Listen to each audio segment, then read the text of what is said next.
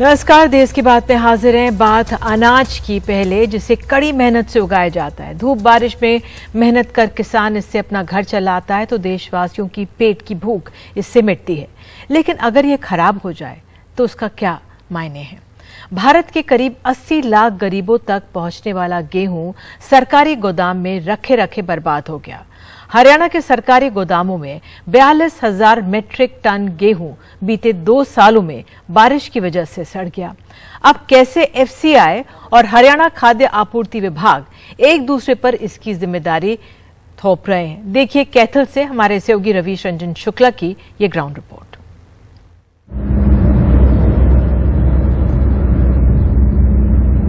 सरकारी गोदामों में गेहूं के सड़ने की कहानी की शुरुआत कैथल में पुंडरी के इस खुले सरकारी गोदाम से होती है। गोदाम खराब हो चुके गेहूं के बोरों से भरा पड़ा है। कुछ तो इतने खराब हो चुके हैं कि मिट्टी में मिल गए हैं। यहां खराब गेहूं से भरे कई ऐसे बोरे रखे हैं जिनकी तरफ अब कीड़े भी नहीं झांक रहे हैं। खुले आसमान के नीचे रखे इन बोरों को मीडिया की नजर से बचाने के लिए इनको तिरपाल से ढक दिया गया है। लेकिन तिरपाल के अंदर रखे बोरों में पौधे उगाए हैं। यहां 3200 टन गेहूं खराब हो चुका है।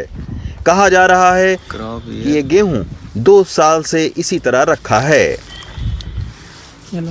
ये हरियाणा सरकार के अपने गोदाम है। हरियाणा सरकार हर साल रबी और खरीफ की फसलें की खरीद करती है उसमें। और ये हम एक जगह खड़े हैं। ऐसे बहुत सारी जगहें हैं जहाँ पर ये अनाज सड़ता है और हर साल सड़ता है, लेकिन अब की बार ज्यादा तादाद में सड़ा हमारी निगाह में अब की बार आ गया। लेकिन सरकारी गोदाम में गेहूं खराब होने की ये शुरुआत भर है। यहाँ से जब हम आगे बढ़े तो 5 किलोमीटर दूर एक गेहूं का दूसरा सरकारी गोदाम मिला, हजारों प्लेटी है पूरे डिस्ट्रिक्ट में, जहां एफसीआई की एक टीम खराब हो चुके गेहूं को जांचने पहुंची है। आमतौर पर खराब हो चुके गेहूं को कौड़ियों के भाव यानी 2 रुपए किलो से लेकर 12 रुपए किलो तक दे दिया जाता है। हरियाणा फूड डिपार्टमेंट को एफसीआई के लोग कह रहे हैं कि हमने पत्राचार किया और हमने उनको बताया कि भाई आप अपना रखरखाव ठीक करिए। तो ये केवल पत्राचार 2-3 साल तक होता रहा और गेहूं इधर खराब होता रहा। गेहूं उसकी है 20-21 की, नहीं 20-21 है, 20-21 है, 20-21 में होती रही है, 20-21 होती रही है। लेकिन अभी कई सारे बोरी पत्राचार के साथ जितने व्हीट जाने लायक रहे हैं, एफसीआई उन व्हीट्स को रेक के थ्रू और रोड मूवमेंट के थ्रू यहाँ से उठाती रही है। अब एक बात और अंतिम बताइए कि अब ये जब खराब हो गया है तो इसका जवाबदेही, इसका क्या कार्रवाई होगी? इसकी कार्रवाई कंसर्न्ड स्टेट एजेंसी के जो इंचार्ज होंगे, स्टेट एजेंसी उन पे लेगी। एफसीआई केवल इसकी कैटेगरी डिसाइड कर सकती है, सुपरवाइज कर सकती है। अगर अच्छा होता तो हम सेंट्रल पूल में इसको शामिल करते। चूंकि ये कैटेगरी ह्यूमन कंजप्शन के लिए अब नहीं है तो इसलिए हम इसको सेंट्रल पूल में नहीं ले सकते। तो ये है एफसीआई के लोग इधर खड़े हुए हैं। एफसीआई का ये कहना है कि उन्होंने हरियाणा के फूड डिपार्टमेंट को तमाम बार चिट्ठी लिख के ये आगाह किया कि भाई ये आपका खुले में अनाज पड़ा हुआ है, गेहूं पड़ा हुआ है, खराब हो सकता है। इनका ये कहना है एफसीआई का कि हरियाणा सरकार ने ध्यान नहीं दिया। अब हम हरियाणा फूड डिपार्टमेंट से बात करने की कोशिश करेंगे कि आखिर उनकी तरफ से अब क्या कहा जा रहा है और क्या जो किसानों के खून पसीने को एक करके ये जो अनाज उगाया गया था, जो यहाँ लाया गया था, अब वो जब खराब हो गया है तो क्या इसकी जवाबदेही किसी की बनती है या नहीं। लेकिन इतना कहकर क्या एफसीआई अपनी जिम्मेदारी से बच सकता है? बेशक जवाब नहीं में ही होगा।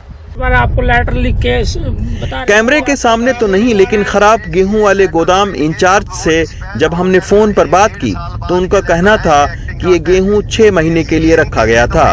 तो एफसीआई की है, 2.5 साल तक वहाँ माल पड़ा रहा। पिछले साल 1.5 लाख कट्टा उसी प्लेटी से गए। एफसीआई ने इसको समय रहते उठाया नहीं। इसी में आपके लेटर में लिखा है कि 18-19 और 19-20। लेकिन एनडीटीवी के पास हरियाणा खाद्य नागरिक आपूर्ति एवं उपभोक्ता विभाग का एक पत्र है जिसमें खराब गेहूं को कौड़ियों के भाव नीलाम करने का जिक्र है। इसके मुताबिक कुरुक्षेत्र में 24,624 टन, कैथल में 11,794 टन, करनाल में 6,557 टन, जबकि फतेहाबाद में 216 टन गेहूं खराब हो गया है।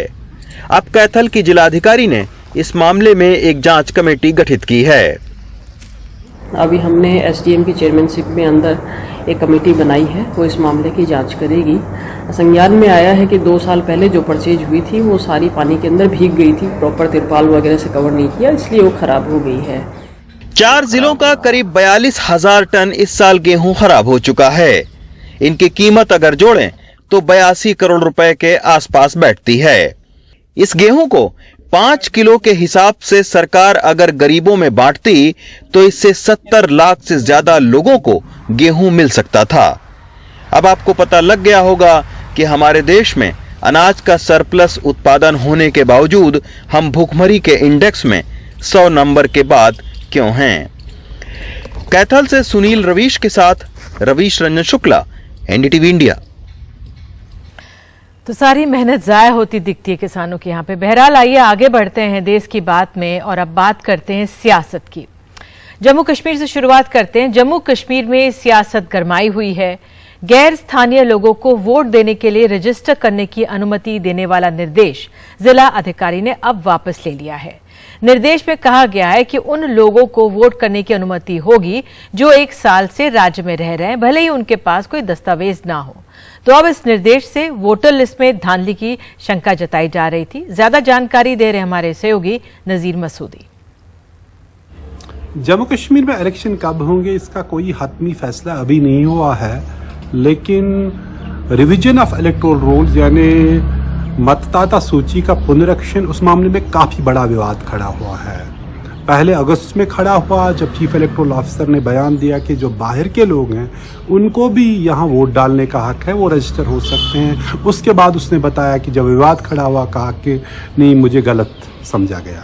लेकिन कुछ दिन पहले जम्मू के डिप्टी कमिश्नर ने, जो डिस्ट्रिक्ट इलेक्शन ऑफिसर भी है, उसने एक ऑर्डर निकाला जिसमें रेवेन्यू अफसरों को बताया कि जो लोग यहाँ 1 साल से ही रहते हैं जम्मू में, अगर उनके पास कोई भी डॉक्यूमेंट नहीं हो तब भी उनको रेजिडेंट सर्टिफिकेट दो और उनका वोट रजिस्टर करो, क्योंकि किसी भी नागरिक को आप वोट से महरूम नहीं कर सकते। इस पर बड़ा बवाल खड़ा हुआ। यहाँ जो पॉलिटिकल पार्टीज़ ने उन्होंने बयान दिया, महबूब मुफ्ती बताया एक सेटलर प्रोजेक्ट है कि बाहर के लोगों को यहाँ बसाने का, उनको हक देने का और यहाँ के लोगों को एक माइनॉरिटी में लाने का, चाहे जम्मू में डोगरा लोग हों या कश्मीरी लोग हों, उनको माइनॉरिटी में बनाने का। तो ये एक विवाद है। और उसके बाद कल रात को डिस्ट्रिक्ट मजिस्ट्रेट जम्मू ने अपने ही ऑर्डर को वापस लिया। उसमें ये नहीं बताया क्यों वापस लिया। पहले के ऑर्डर में बताया कि या इलेक्शन कमीशन ऑफ इंडिया की गाइडलाइंस है, उसके तहत जिन लोगों के पास कोई डॉक्यूमेंट भी न हो लेकिन 1 साल से यहाँ रह रहे हैं, उनको वोट का हक है और उनको रजिस्टर किया जाना चाहिए। लेकिन कल उसी ऑर्डर को वापस लिया गया। तो कुल मिला के ऑर्डर पे ऑर्डर कोई होता है, इसके मालूम नहीं इलेक्शन कब होंगे। हाल ही में जब यहाँ गृह मंत्री अमित शाह जम्मू कश्मीर के दौरे पे आए, उन्होंने कहा जो ही ये जो रिवीजन ऑफ इलेक्टोरल रोल्स जो है, मतदाता सूची का पुनरीक्षण जब होगा, ख़त्म होगा, जो 25 नवंबर को होगा, उसके फ़ौरन बाद यहाँ इलेक्शन होंगे और इलेक्शन कमीशन इलेक्शन कराने का ऐलान करेगा। लेकिन इससे पहले की जो नींव होती है जमहूरियत की, लोकतंत्र की, जब उस पर सवाल हो तो हर एक को फिक्रमंद रहना चाहिए। यही वजह है कि शायद डिप्टी कमिश्नर जो जम्मू है उसने ऑर्डर वापस लिया। लेकिन क्या लोगों को एतमाद दिया जा सकता है कि जो लोग जिनके पास कोई डॉक्यूमेंट भी न हो, जो यहाँ के जेन्युइन वोटर भी नहीं हो, कोई 1 साल से कहीं रहे तो उसको वोट का हक दिया जाए? तो उससे जो एतबारियत में कमी आ रही है जो लोकतंत्र की, क्या इसको बहाल किया जाएगा? होम मिनिस्टर ने यह भी कहा था कि अपनी एक तकरीर में कि निष्पक्ष इलेक्शन होंगे, कि पहली की तरह इलेक्शन नहीं होंगे जिस तरह यहाँ उसके मुताबिक हो रहे थे इस वक्त। लेकिन जब नींव ही ठीक नहीं है तो फिर इलेक्शन कैसे होंगे? अभी तक तो ऑर्डर वापस लिया गया, लेकिन एतबार क्या वापस आ जाएगा, वो सबसे बड़ा सवाल है। और आइए आगे बढ़ते हैं देश की बात में और आम आदमी पार्टी से जुड़ी जानकारी आपको दे दें। तकरीबन 3 घंटे हिरासत में रखने के बाद गुजरात आम आदमी पार्टी के अध्यक्ष गोपाल इटालिया को पुलिस ने छोड़ दिया है। उनको ओखला इंडस्ट्रियल एरिया थाने से छोड़ा गया है। इटालिया को पुलिस महिला आयोग के दफ्तर से लिया गया था। प्रधानमंत्री मोदी के खिलाफ अभद्र टिप्पणी को लेकर गोपाल इटालिया आज राष्ट्रीय महिला आयोग के दफ्तर पहुंचे थे और महिला आयोग ने उन्हें नोटिस जारी करके समन किया था और इस दौरान उनके साथ बड़ी संख्या में आपके कार्यकर्ता भी थे। महिला आयोग की अध्यक्ष रेखा शर्मा का आरोप है कि आप कार्यकर्ताओं ने ऑफिस के गेट को धक्का देकर अंदर घुसने की कोशिश भी की थी, जिसके बाद पुलिस बुलानी पड़ी थी। तो हमारे सहयोगी शरद शर्मा ने बात की है गोपाल इटालिया से। आइए सुनाते हैं। आम आदमी पार्टी के गुजरात प्रदेश अध्यक्ष गोपाल इटालिया दिल्ली आए थे राष्ट्रीय महिला आयोग में पूछताछ के लिए। उनको बुलाया गया, नोटिस दिया गया था, लेकिन वहीं से उनको दिल्ली पुलिस ने हिरासत में लिया और अब लगभग 3 घंटे के बाद ये थाना है ओखला इंडस्ट्रियल एरिया, यहाँ से इनको छोड़ा गया है। गोपाल भाई, बहुत देर तक तो यही नहीं पता लगा कि आप हैं कहाँ। पुलिस ने क्यों आपको हिरासत में लिया था, क्या बात हुई, क्या पूछताछ की है पुलिस ने? यही तो जानने वाली चीज़ है ना, मुझे क्यों हिरासत में लिया गया, क्या गुनाह कर दिया, क्या मर्डर कर दिया, क्या कर दिया। जब मैं सामने से being a law abiding citizen में सामने से आया, कमीशन के सामने पेश हुआ, मैंने कहा कि भाई आप मेरा पक्ष में रखने के लिए आया हो, आप उसको नोट करिए। तो बजाय मेरी पक्ष नोट करने के एनसीडब्ल्यू की चेयरमैन ने पुलिस को बुला लिया और मुझे थाने भेज दिया। ये दिखाता है कि पूरी भाजपा पार्टी पटेलों के खिलाफ साजिश करने में लगी है। पहले भी बीजेपी पार्टी ने गुजरात में पाटीदारों पे गोलियां चलवाई, 14 लड़कों को ऊपर गोलियां चलवाई, मार दिया। फिर काफ़ी लड़कों के ऊपर मुकदमे करके सारों को जेल में बंद कर दिया। फिर बीजेपी को लगा कि इतनी गोलियों से किसी को मार दिया, किसी को जेल में बंद कर दिया, फिर भी ये गोपाल इटालिया बच के कैसे निकल गया, कैसे पाटीदार का लड़का पार्टी का अध्यक्ष बन गया। तो ये चिढ़ते हैं पाटीदारों से, पटेलों से चिढ़ते हैं। अब इनको लगता है कि ये पटेल का लड़का अध्यक्ष कैसे बन गया, ये नहीं होना चाहिए था। तो अब किसी भी तरीके से मुझे परेशान किया जा रहा है, उल्टी सीधी नोटिसें आ रही है, यहाँ बिठा दिया 4-5 घंटे। बताइए क्या क्या कसूर है मेरा? बताया तो होगा, पूछताछ तो कुछ करी होगी, 3 घंटे में कुछ तो हुआ होगा। किसी ने कुछ नहीं पूछा, बस यही बोला ऊपर से आदेश है, आपको बिठा देना है। अगर आदेश आएगा तो जेल में रख देंगे, अदरवाइज पूरे दिन बिठाए रखेंगे। क्या आदेश है, कौन सी चीज़ का आदेश है? तो ये बताता है कि भाजपा पार्टी पूरी तरीके से पटेलों के खिलाफ काम कर रही है। चूँकि मैं एक साधारण से परिवार से आता युवा हूँ, इस बात से वो नफरत करते हैं कि ये साधारण सा युवा आके कैसे आगे बढ़ गया, अब इसको कैसे करके भी ख़त्म करो। तो ये मेरे जैसे पाटीदार युवाओं को ख़त्म करने की साजिश है। तो जो कमीशन का जो ऑफिस है, दफ्तर, सारा सीसीटीवी से लैस है। वो पूरे देश को बताए, विजुअल दे, सीसीटीवी फुटेज पूरे देश को मीडिया के माध्यम से बताए कहाँ उसकी जान को खतरा था। वो बैठी थी फर्स्ट फ्लोर पे, लोग खड़े थे रोड पे, कैसे जान को खतरा हो गया। ये तो झूठ है, अपने पॉलिटिकल बॉस की तरह वो भी अगर झूठ बोलने लगेगी फिर तो कमीशन की तौहीन हो गई। बहुत बहुत धन्यवाद। गोपाल इटालिया जो लगभग 3 घंटे पुलिस हिरासत में रहे और लगभग 2:15 बजे के आसपास इनको पुलिस ने हिरासत में लिया था। दिल्ली महिला आयोग में इनसे पूछताछ हो रही थी, उसी दौरान दिल्ली पुलिस ने इनको हिरासत में लिया और 3 घंटे तक इनका पता नहीं लगा कि कहाँ पर हैं। और अब जो है ये दक्षिणी दिल्ली के ओखला इंडस्ट्रियल एरिया थाने से इनको जो है अब छोड़ दिया गया है। दिल्ली से अपने कैमरा सहयोगी राकेश सिंह के साथ मैं Sharad Sharma, NDTV India. BJP की करते हैं। बीजेपी सूत्रों के हवाले से खबर है कि राजस्थान में विधानसभा चुनाव से पहले बीजेपी में कई पार्टियों से आना चाहते हैं नेता। पार्टी सख्ती से इनकी पृष्ठभूमि की छानबीन करेगी और राजस्थान में दूसरी पार्टी से बीजेपी में ज्वाइनिंग के लिए नेताओं की एक कमेटी बना दी गई है। और आपको ये भी बता दें कि 20 नवंबर से जन आक्रोश यात्रा सभी 200 विधानसभा क्षेत्रों में इस राज्य में निकाली जाएंगी। यहाँ पे चुनाव होने वाले हमारे सहयोगी अखिलेश शर्मा हमारे साथ मौजूद हैं। तो अखिलेश, ये अपने आप में बीजेपी के हवाले से जो ये तमाम खबरें आ रही हैं, कैसे इसे देखें, क्या आपका आंकलन? देखिए, महत्वपूर्ण बात यह है कि जिस तरह से 4 साल पूरे होने जा रहे हैं गहलोत सरकार के, बीजेपी को ये लग रहा है कि जिस तरह की खींचतान उठक पटक कांग्रेस के भीतर चल रही है, उसके बाद अगले साल होने वाले विधानसभा चुनाव में उसके सत्ता में वापसी की प्रबल संभावनाएं हैं। इसलिए वो लगातार इस पर नजर रख रही है। एक तरफ गहलोत सरकार पर निशाना साध रही है। जन आक्रोश यात्राएं निकाली जाएंगी, 17 नवंबर से शुरू होंगी, 20 दिसंबर तक चलेंगी और इस दौरान जो है करीब 600 जो नेता हैं पार्टी के अलग अलग जगहों पर जाकर ये रैलियां करेंगे। इसमें केंद्रीय मंत्री भी हिस्सा लेंगे और बाद में जयपुर में एक बड़ी रैली होगी जिसमें पीएम मोदी के आने की संभावना है। इसके साथ ही गहलोत सरकार पर वो महिलाओं पर अत्याचार के, अल्पसंख्यकों के तुष्टीकरण के और साथ ही कानून व्यवस्था में नाकाम रहने के आरोप लगा रहे हैं। कह रहे हैं कि जंगल राज राजस्थान में आ गया है। और दूसरी तरफ ये है कि उन्हें ये लगता है कि चूंकि कांग्रेस में खींचतान आने वाले समय में और बढ़ेगी, अभी गहलोत के भविष्य को लेकर असमंजस है, प्रश्न चिन्ह लगा हुआ है। ऐसे में उनके खेमे के लोग हों या पायलट के खेमे के लोग हों, उन पर नजरें हैं। और बीजेपी का ये दावा है कि कई नेता हैं कांग्रेस के, अन्य पार्टियों के जो आना चाहते हैं, तो उनको उनको लेने से पहले उनकी पृष्ठभूमि की सघन जांच हो, ताकि कल से किसी तरह की शर्मिंदगी ना उठाना पड़े। इसके लिए एक समिति भी बना दी गई है। बिल्कुल अखिलेश, इस जानकारी के लिए आपका बहुत बहुत धन्यवाद। और बीजेपी ने अपनी कमर कस ली है राजस्थान के लिए, जहां चुनाव जल्द होने वाले हैं। और जाते जाते आगे बढ़ते हुए आपको बता दें कि कांग्रेस की भारत जोड़ो यात्रा कर्नाटक के चित्रदुर्ग से गुजर रही है।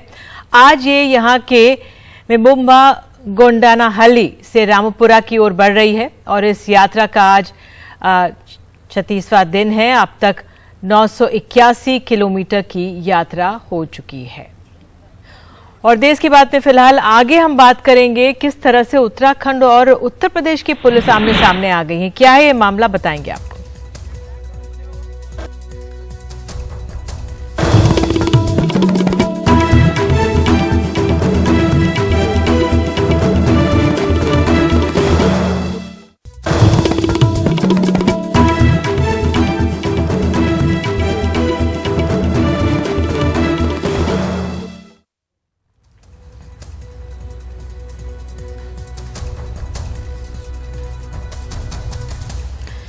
तो उत्तराखंड में यूपी पुलिस की बड़ी लापरवाही के चलते एक मौत हो गई है, जिसको लेकर अब यूपी और उत्तराखंड की पुलिस आमने सामने है। उत्तर प्रदेश पुलिस मंगलवार को बिना वारंट सादे कपड़ों में एक अपराधी को पकड़ने उत्तराखंड छापेमारी करने गई, जहां बीजेपी ब्लॉक प्रमुख के घर पर मुठभेड़ हुई। यूपी पुलिस अपराधी तो नहीं पकड़ पाई, लेकिन गोलीबारी में ब्लॉक प्रमुख की पत्नी की मौत हो गई और कई पुलिसकर्मी घायल भी हो गए। हमारे सहयोगी सौरभ शुक्ला की ग्राउंड रिपोर्ट। ये चिता 28 साल की गुरप्रीत कौर की है।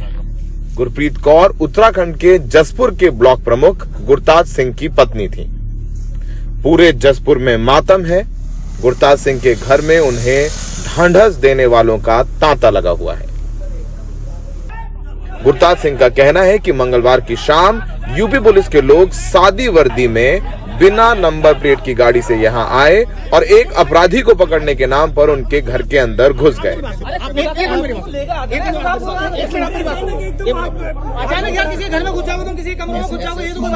जब गुरताज सिंह ने पुलिस से बाहर आकर बात करने को कहा तो यूपी पुलिस की तरफ से फायरिंग हुई, जिसमें गुरताज की पत्नी की मौत हो गई।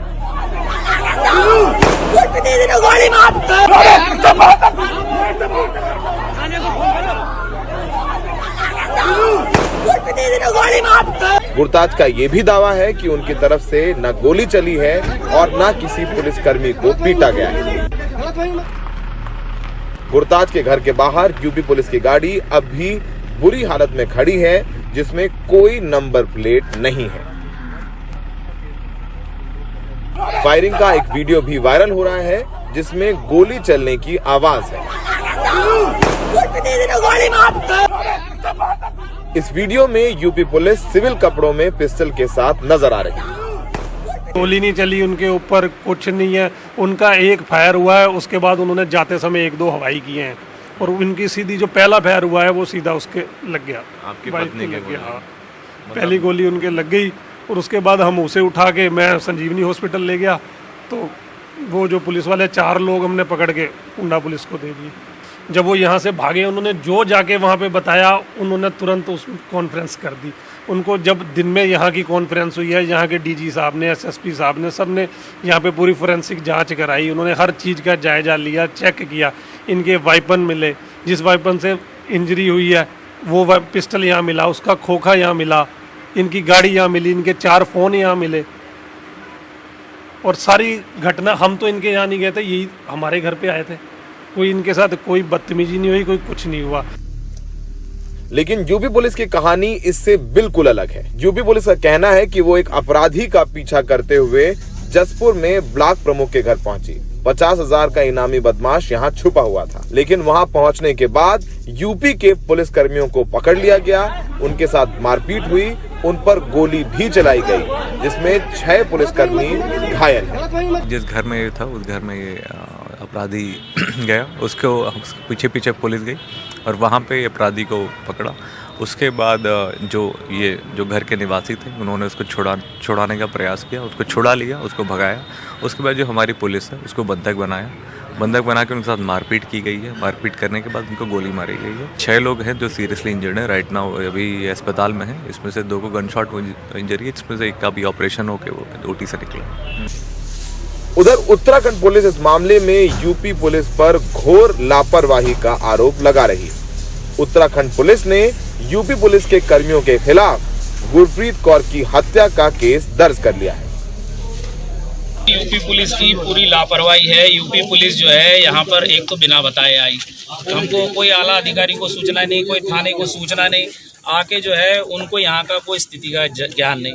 और उन्होंने जो है एक तो यहाँ महिलाएं है, ये है, उन्होंने देखना चाहिए कि भाई हम कहाँ जा रहे हैं, रात में आए, अगर आप जो है रेड कर रहे हो तो इस तरीके से रेड नहीं होती है। और यहाँ आके जो है इतने सारे जो है, एक तो कोई वर्दी नहीं, कोई आई कार्ड नहीं, कौन पुलिस है क्या है, तो इस तरह से रेड नहीं होती है। ये गलत जो है उन्होंने किया है।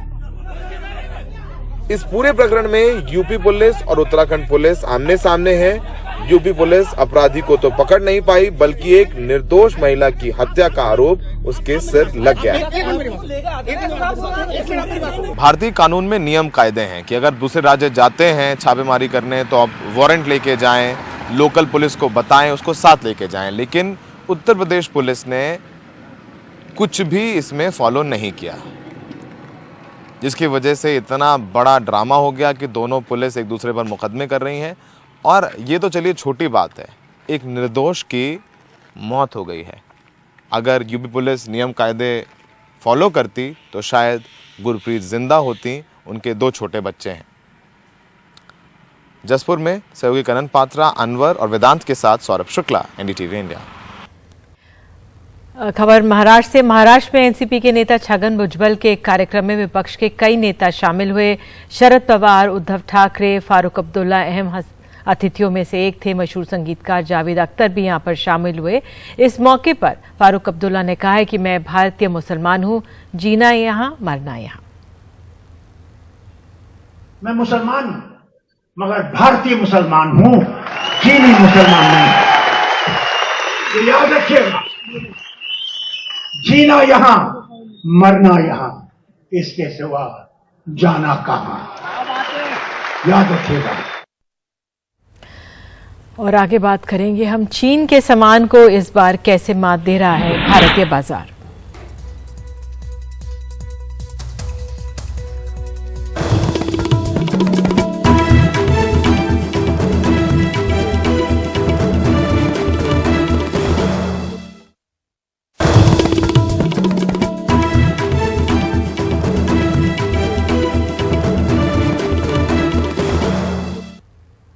इस साल दिवाली में भारतीय बाजार में चीन के सामान का धंधा मंदा रहने वाला है। दुकानदार मेड इन इंडिया के प्रोडक्ट को बढ़ावा दे रहे हैं। इसको लेकर भारतीय व्यापारियों का जो संगठन है, confederation of all India traders, उनका अनुमान है कि चीन को इस दिवाली सीजन में करीब 60,000 करोड़ रुपए का नुकसान होगा। दिवाली का बाजार सज चुका है, खरीदारों की भीड़ भी है, लेकिन बाजार में चीन के सामान की पहले जैसी भरमार नहीं। Confederation of all India traders यानी कैट के दुकानदारों के बीच किए गए सर्वे के मुताबिक इस दिवाली सीजन में भारतीय बाजार से चीन को करीब 60,000 करोड़ रुपए का झटका लगने वाला है। ये केवल बात है उन आइटम्स की जो दिवाली त्योहार की पूजा से या घर की साज सज्जा से या दिवाली से संबंधित है। अगर मैं एक उदाहरण के तौर पर कहूं तो 2022 यानी कि इस वर्ष हमको उम्मीद है कि हम चाइना को लगभग 60,000 करोड़ के व्यापार का नुकसान देंगे। समय के साथ साथ भारतीय बाजार ने स्वदेशी सामान पर भरोसा दिखाना शुरू किया है। यही वजह है कि चीन को भारतीय बाजार से लगने वाला झटका साल दर साल बढ़ रहा है। 2021 में चीन को दिवाली पर भारत से 40,000 करोड़ रुपए का नुकसान हुआ। 2020 में 30,000 करोड़ रुपए का नुकसान था। पहले माल आता था चाइना से, लेकिन अब जो है काफी माल जो है अपने ज्यादातर माल जो 90% कह लीजिए माल इंडिया में बन रहा है। देखिए जैसे मुर्गा का प्रोडक्ट है, पॉक ब्रांड का प्रोडक्ट आ गया। ये देखिए मेरा भारत महान, मतलब ज्यादातर जो प्रोडक्ट है ये इंडिया में बन रहे हैं और इंडिया की लाइट है, ये बहुत अच्छी लाइट चल रही है। ड्यूरेबल भी है। जैसे चाइना का पहले माल आता था, अच्छा नहीं निकलता था, लोग शिकायत करते थे, लेकिन अब बहुत बढ़िया क्वालिटी है। ज़्यादातर अपना बनवाते हैं और इंडियन आइटम ही बेचने में जो है बिलीव करते हैं और इंडियन प्रोडक्ट ही बेचते हैं। पहले भी मार्केट का हाल ठीक था, इस साल थोड़ा बारिश में मौसम की वजह से खराब हुआ, बाकी पोजीशन ठीक है। अगर प्रभु ने चाहा तो जो भी स्टॉकेज है वो निकल जाएंगे। तो चाइना प्रोडक्ट हम बेचते नहीं, शुरू से नहीं, कोशिश अपनी रहती है कम बिके, इंडिया प्रोडक्ट। कैट 40,000 व्यापारियों का संगठन है और इससे देश के करीब 8 करोड़ व्यापारी जुड़े हैं। कैट के मुताबिक इस दिवाली सीजन में 1.5 लाख करोड़ से ज्यादा के व्यापार की संभावना है। पिछले साल इस सीजन में 1.25 लाख करोड़ का व्यापार हुआ था। वहीं 2020 में 72,000 करोड़ रुपए और 2019 में 60,000 करोड़ का। अब तक चीन के सामान से जगमगाती दिवाली धीरे धीरे स्वदेशी सामान से रोशन होती दिख रही है। नई दिल्ली से परिमल कुमार, एनडीटीवी इंडिया। और अब बात असम की। पिछले कुछ दिनों में असम और अरुणाचल प्रदेश के कुछ हिस्सों में हुई बारिश से असम के ऊपरी इलाकों में बाढ़ के हालात बन गए हैं। राज्य सरकार का कहना है कि इस साल में तीसरी बार बाढ़ के हालात का सामना लोग कर रहे हैं। 5 जिलों में 110 गांव के तकरीबन 70,000 लोगों पर बाढ़ का असर पड़ा है। सबसे ज्यादा बुरा हाल धेमाजी जिले में है, जहां 38,774 लोगों पर बाढ़ का असर पड़ा। इनमें से 7,885 बच्चे हैं। 2,838 हेक्टेयर में फसल को नुकसान पहुंचा है। और जाते जाते बात मां के प्यार और वन विभाग की संवेदनशीलता की। तेंदुए का एक छोटा सा बच्चा अपनी मां से बिछड़कर जंगल से बाहर आरे में आ गया था। वहां के लोगों ने पकड़कर उसे वन विभाग को सौंप दिया। वन विभाग को डर था कि अगर बच्चा जल्दी मां तक नहीं पहुंचा तो उसकी मां बस्ती में घुसकर इंसानों पर हमला कर सकती है।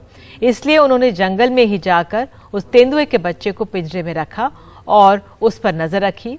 जैसे ही उसकी गंध से उसकी मां आई, पिंजरे का दरवाजा खोल दिया गया। दोनों आपस में मिले और फिर जंगल में चले गए। फिल्म सिटी के सुरक्षा कर्मियों को तेंदुए का एक बच्चा वहां के मुख्य रास्ते से सटे हुए एक संकले इलाके में कुत्तों से घिरा हुआ दिखा। उन्होंने बच्चे की जान बचाने के लिए उसे तुरंत वहां से उठाकर संजय गांधी राष्ट्रीय उद्यान की एक कर्मचारियों के हाथ सौंप दिया। इसके बाद संजय गांधी राष्ट्रीय उद्यान की वाइल्ड लाइफ रेस्क्यू टीम ने उस पूरे इलाके में घूमकर बच्चे को फिर से मां से मिलाने के लिए एक जगह निश्चित की। इसी दौरान पशु वैद्य के अधिकारियों ने उस बच्चे का पूरा ख्याल रखा और उसे आवश्यक दवाई और खाना खिलाया। और इसी खबर के साथ देश की बात में आज के लिए इतना ही। कल फिर हाजिर होंगे, तब तक के लिए नमस्कार।